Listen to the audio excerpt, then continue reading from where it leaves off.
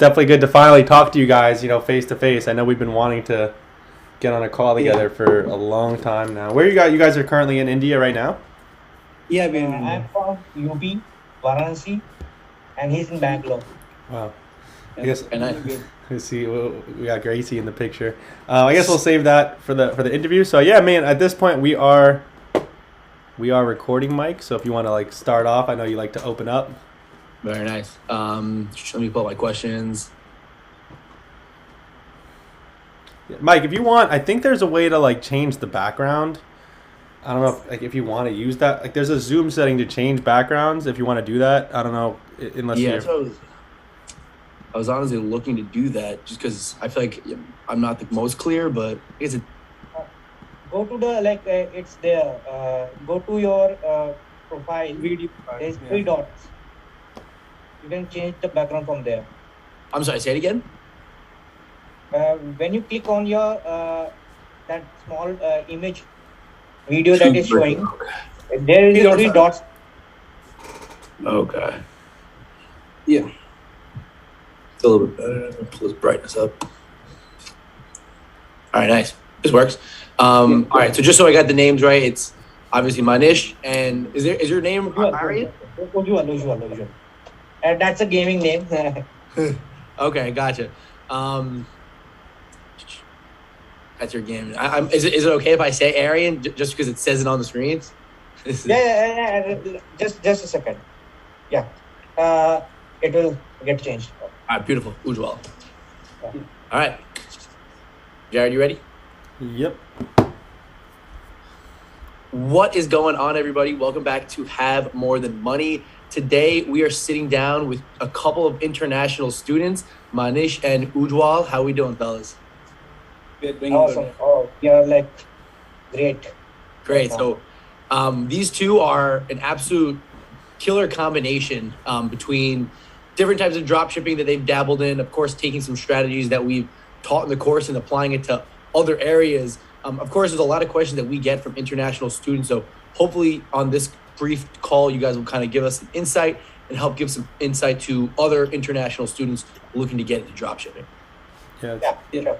It's definitely great to have you guys because I think like amongst this space, there's a lot of limiting beliefs, specifically from people in international countries, and India is one of the biggest countries that we actually have traffic from, and a lot of people do believe that this business model can't be done from India. So I'm definitely excited to get into it and hopefully open some minds, open some people's eyes to the possibilities. Yeah, absolutely. So let's start there. I know you guys are from India. So being from India, what was running getting the business started like? I know obviously for us, we need to have an LLC and EIN. Can you guys just speak on what that process looks like? Okay, I'll start with it. Ujjwal can Yeah. join in me. So basically, it applies for us also. We also need to get an LLC. We also need to get an EIN based in US. So if you're starting a business in US, so we need to have those for a prerequisite for everybody, EIN and LLC. Like, and there are many services that people offer. Like there are many companies, First Base and stuff, which offer to create your LLC account, to get your EIN, to get your banks and stuff. That's the main first process to get your LLC and EIN.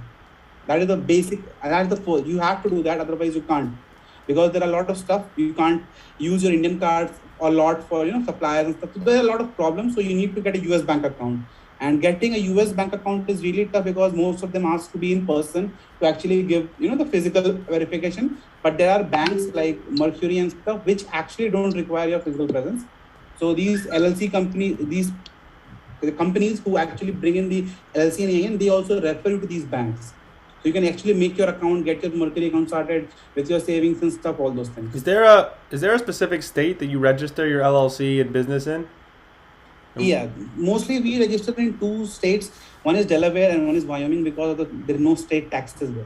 Got So it. you actually get exempted from the state taxes. So for international students, that is a much better, state compared to other states, because there is no state tax. So you don't have to have the headache of actually filing the state tax every month or every year at the end and stuff. No, actually, there it is a little bit like Delaware don't have state tax, but Wyoming have. But the thing is, in Wyoming, there's close to no paperwork. Okay. So it saves you a lot of headache of having to do all the tax documents. Yeah. Makes sense. Manish, continue. You can. Very nice. So, You guys, sorry, Yeah. do you remember the platform that you used? I know you said there was a platform that helped get you the LLC. Do you remember that off the top of your head? yeah, it's firstbase.io. Firstbase? Yeah, firstbase.io. That is the most renowned platform and the safer platform which we prefer, because there are a lot of platforms which you might get scammed also, but this is what we have done and our friends have done, so we know that this works. Okay, awesome. I know we spoke a little bit before we started the recording in terms of results, right? So how much in sales, what has the process been like? I know we're not exactly where we want to be yet, but can you speak on some sales that you've done and kind of what your journey has been like up to this point? Would you start on this first? It's a sort of roller coaster ride for us, because when we started, COVID also hit us very badly, and even like China was shut down, and even US was under lockdown. So during that time, during initial days, we had a lot of sales, but due to this shutdown, there was a shortage of inventory. So though we have done a good revenue initially, but due to shortage of products in inventory, like suppliers were not ready to give us the supplier was not ready to give us the approval. Initially, they were not giving us approval, and after like a bit hassle, after going through like lots of suppliers, they gave us the approval. But after few days, like few weeks after, they don't have inventory. So for that reason, we face a little bit rough time. Other than that, we have like cracked the Google ad algorithm using your method, and that was the like initial breakthrough for us. Like You guys are product we can arrange it from anywhere. We can just talk to the supply, even if it is like a very high competitive niche, we can still get sales. But if there is ads, if ads are properly working, then we can get any product ranked very easily. Just to clarify, That's you the guys main are confusion. you guys are running Yeah. ads. You guys are running ads with U.S. suppliers to the United States customers, Yeah. correct? And Yeah. you know, I guess that's the funny thing, right? Is like people that are just getting started, they think the issue is the supply, but people that are in this business know the issue is the demand. Or sorry, the other way around. They think the issue is the demand, but people that are really in this business know it's the supply that's the problem. And have you guys been able to close a lot of those back orders? I know obviously we have the template in the course that goes over it. How has that been? Okay, Yeah, so- we have closed like a lot of back orders. Even some of the people were waiting for around 5 to 6 months to get their inventory, and at last, when they got the inventory, they were happy. We used your back order template and other stuff. We were in regular touch with them over the call, and providing them with all the issues, solution to the issues they have. So it is like a working model, and I think if someone use the method of that exact method of generic banded that you teach, that is pretty good. That's the basic stuff of the Google Ads. Okay, so just to map out the journey, at first, the first hurdle was not being able to close suppliers because of back orders and stuff. Then you were able to finally close some suppliers. You guys broke through that resistance. Then it became a matter of having supply for the suppliers that you were selling. So I think you guys mentioned you've done a little over $100,000 in sales, but a big part of that is not being able to fulfill due to back orders. Yeah. So once you came across, basically, so go ahead, Manish. basically we did 125 or to 129K till now on the 5 months journey we had.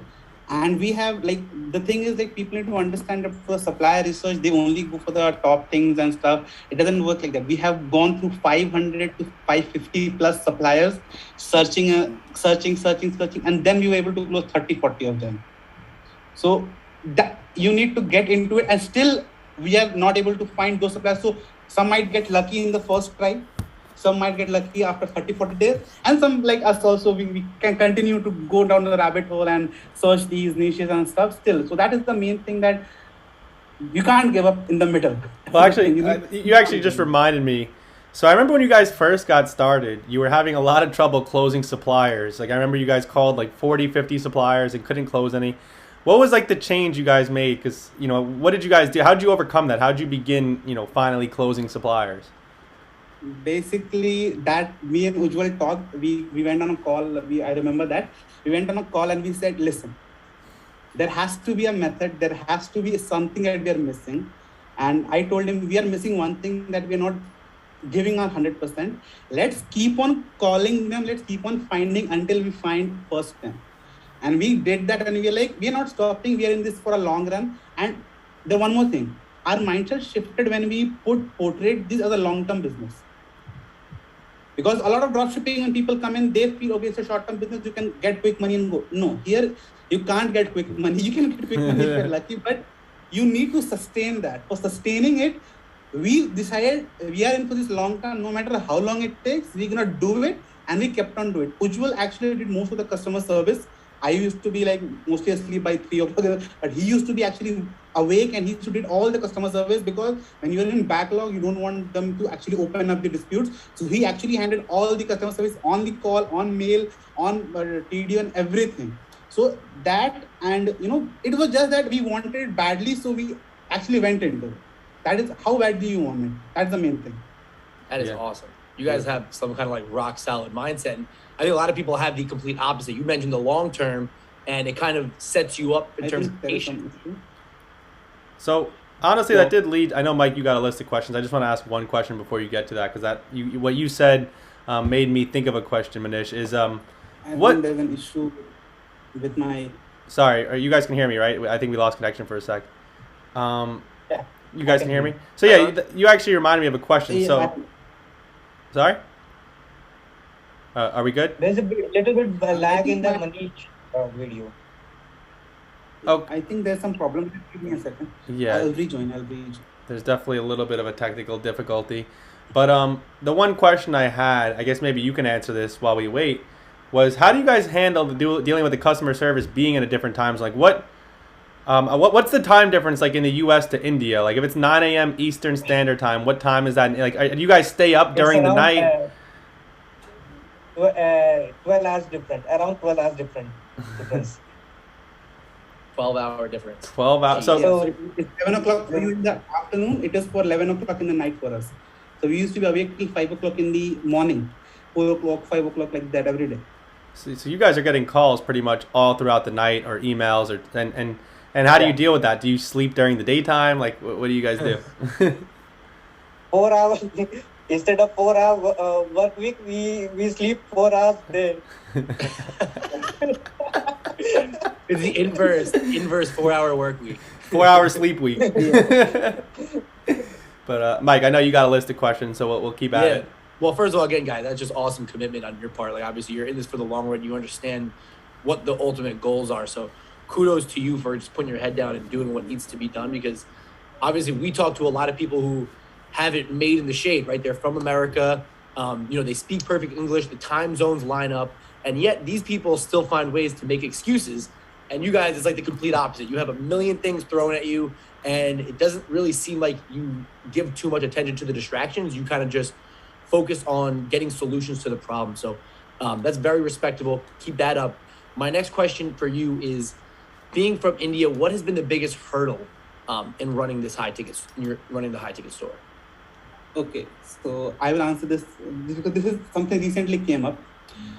So people from the US, they have access to high amount of credit card limits. Okay, that is a big advantage for people in the US, because even if you're getting a $20,000 of worth of credit in first, you can actually run ads for a longer time.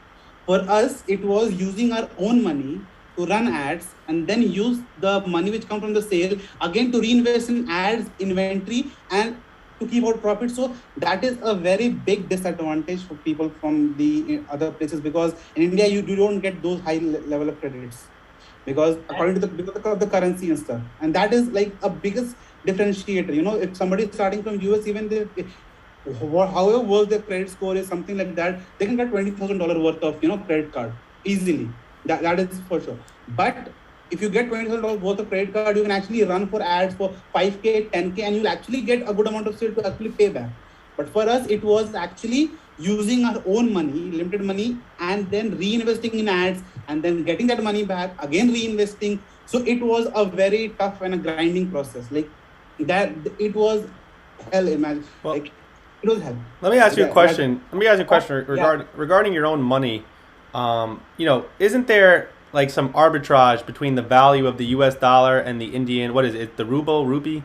Rupee. So Yes. when you were spending money on ads, right? Because I know like $300 US is like what, like probably like a few thousand rupees. So like was it very 1,000. I guess my question would be One is one. to 70. 1:70. Oh wow. $1 is to 70 rupees. And the amount of ads which we run, for example, $400 or $500 a month is a very good salary for people Yeah. working at a multinational company in India. For example, $400, $500 is a salary for an engineer, a software engineer working for 2-3 years, and then when they reach at that level, they get $400 a month. So that is the difference which we played with. I was gonna say, because then it must have been very, very difficult at first to even come up with the money for ads. But I can imagine, even just making $1,000 or $2,000 profit per month, that's like enough to freaking pay for a house. But for us, there was slight advantage for me and Ujjwal because we have already been running drop shipping for almost 3 years now. So we had that leverage from the before, okay, that we're actually already making money in dollars and spending in dollars. So for that initial part, but when a new business model comes, you save up and you invest more. So when the returns time comes slow, we had calculated for 3 or 4 months that some returns would be coming. But right now, Ujjwal knows like how difficult it has become due to all these variables. Makes sense. Okay, gotcha. So before I ask you about a piece of advice, I want to take the conversation. I know you guys mentioned earlier that you essentially took everything that we taught about Google Ads and the way that we set up our high ticket funnel, and you applied it to low ticket. What did that look like? Without going into too much crazy detail, I know you said you had some past dropshipping experience. Kind of what sparked that fire? Like, all right, there could be something like this works for high ticket. Maybe it can work for other types of products as well. So what I thought is the pattern of running ad system in all the platforms, be it TikTok, be it Facebook, be it Google, are the same. Like we overcomplicate the things when we go to nitty gritty. Like if we relate the basic stuff, like Google is a search-based platform, and Facebook is an interest-based platform. But we run ads. The pattern of running ads is the same. Like we first focus on cold traffic, then warm traffic, then hot audience. This we have to find a relation between these basic stuff and the platform structure. If we find out those things, then it is easy. That's what we have done in we use the same structure of high ticket ecom and try to apply it in low ticket, and it shows the results. Okay, and what kind of results have you seen so far using the same Google Ad strategy except for low ticket? This month, for past 20 days sales, we have crossed around $37,000 right now for this month in the low ticket, and it is expected by end of this month it will be close to 60K, and next month for that product is the peak time. So I'm expecting that I can easily sell around 400 to 500 units, which will lead to around 100K in sales. And what would the profit, what are the margins, what would the profit be on something like that? As it is very low ticket, we have put around 100% price difference. Wow. If the product cost is $100, we put it $200, and then rest of the stuff is how much we cost per acquisition is. Rest of the stuff is just cost per acquisition. Mm-hmm. As we use your strategy and we use other stuffs, like automated bidding and other things, we lower the cost per acquisition, and that's we can like increase our margin And how much do you? over Yeah. So profit. how much do you spend per sale typically? Because I know even with our strategy, people have tried low ticket and it wasn't as easy to be profitable. So like, how much do you guys typically spend per sale? For this product, right now my cost per acquisition is around $30 to $28, Wow. $28 to $30, which is getting lower per week. Very good. Or Like data that initially you it get. was initially it was $40. It came down to like 28 to 30 region. We have multiple campaigns, so all of them are among 28 to 30, and it will go down Yeah, for next one. basically what happens is when you start off, you are targeting the colder audience and stuff. And so when you actually go with Google's automated bidding, it actually takes time to stabilize, like a week or 2 week. And when it actually runs in it full force, it will actually bring down the cost of acquisition drastically. So in starting, it might be expensive. It will not be profitable. We are just breaking even stuff. But after a week or two, when you have the data, when you have the conversions and stuff, you can actually use the automated. There are a lot of automated bidding things in that, and we can actually use them first, let them stabilize for a week or two, and then it will automatically bring down the cost lower and increase the sales. That's awesome. Very Okay, cool. great. I mean, of course, we always talk about how in a high ticket business you wear so many hats and you do so many different skills that you do so many different tasks that you learn so many skills along the way. And obviously, Google Ads is kind of like the hardest skill that you learn, and it's awesome to see that you were able to apply it and make money in a different model, similar model, to kind of help continue to fund the high ticket stuff. So I don't want to take up too much more time. I want you guys to just leave us with one thing. And if you have an advice for an international student, whether they are from India or somewhere else in the world, what would that piece of advice be? We'll try to hear one from each of you guys. In my opinion, first the basic advice that I want to give to any person outside states, and they want to get into high ticket ecom, is just think for the long term. Whatever is necessary to get it running for a long time, just do it. Be it LLC, forming an LLC, getting a license, resale certificate, or talking to the supplier, or running it. Be even in loss.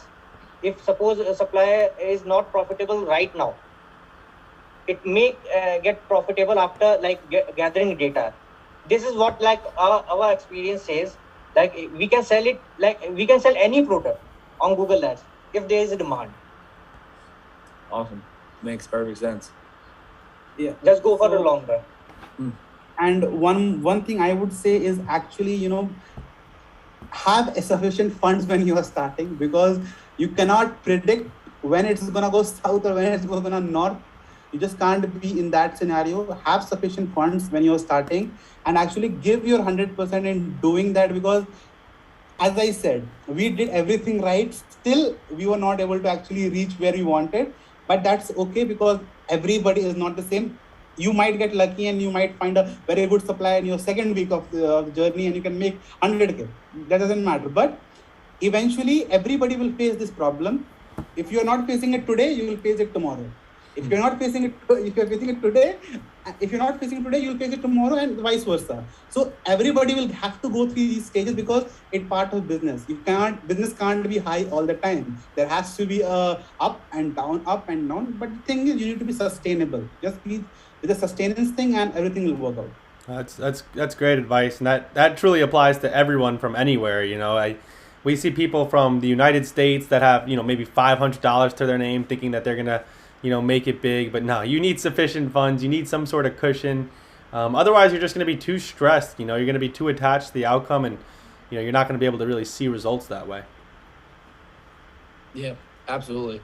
Jared, that's all I got. I don't know if you have any last minute questions for the guys. No, I mean, we pretty much covered everything, how they made it work, being from that country, the advice, the strategies. Overall, I can honestly say, guys, I'm genuinely very, very impressed. Even I think you guys, actually, no, we have one other person that we know is killing it from India, but between you guys and that other person, it's just truly amazing. Even my mind has been opened. We used to tell students that wanted to join from India, no, we don't even think you could do it. So you guys have really just opened up a whole nother pathway for a lot of people, and you're truly inspiring. And no, I'm truly inspired, truly admirable. And yeah, I can't wait to see you guys just continue to kill it. And please just keep us updated. Yeah, we want to have you back on when we're doing 100K a month. Right now we did 125K total. We'll have you guys back on when we hit those 6-figure months. Yeah, sure. All right, fellas, appreciate your time. And yeah, let's keep killing it. Oh yeah. Yeah.